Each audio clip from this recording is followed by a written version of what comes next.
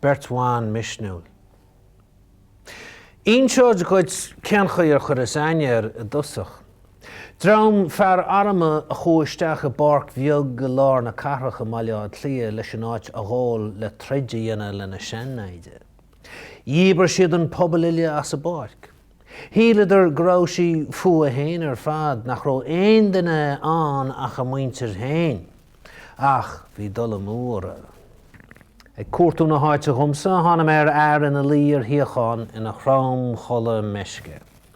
Fear meán éasta bhí ann, fear seveir cosúlachta ach beléir ón bhuill a bhí ar a bhaithis agus ón dlabar a fad a bhí ar a chuidéadaí, go raibh sé ar a híre ón tua agus nach ar a leas a bhí sé a chatha. Chúisí sa, mach leat as a barc a beabhar sa mise. Déach sé idir a dá thúil go mí chéta chorm bhí fún trodair, mach leat ó héin. Rugus ar chólan ar. Seo, choraí ar sa mise, níor bhaile a bheith rómhar a bleis go gurach sé a chuid dúiseachhe. Híl sé me a leagan, trusló go thuirtchum, bégan chum bar na bénite a thuirteir, mar a bhásgart ar sesin, tá dléas trud agus catha gom héin, agus bhain sé pistal amach as a fócas ar oise gom céad a bhí sé dhéana. Nis, más fear tú ar sesin.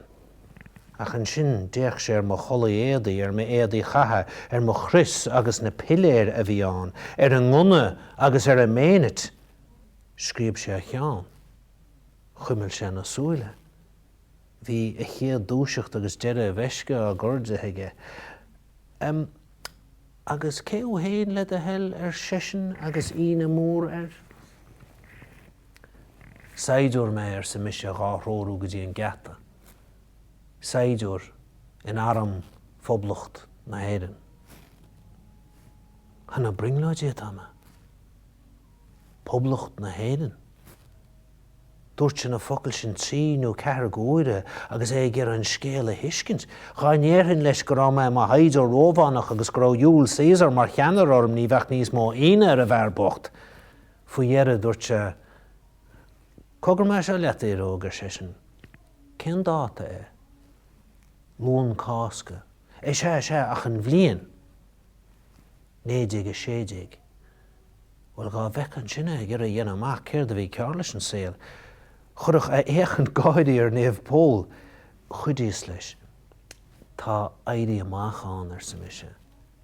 Éirí Amach? É sé Éirí Amach in aine sasanach. Íre sé héin. Chu sé cosúlacht bhíle ar héin. An lecha sibh liomsa mar haidúr.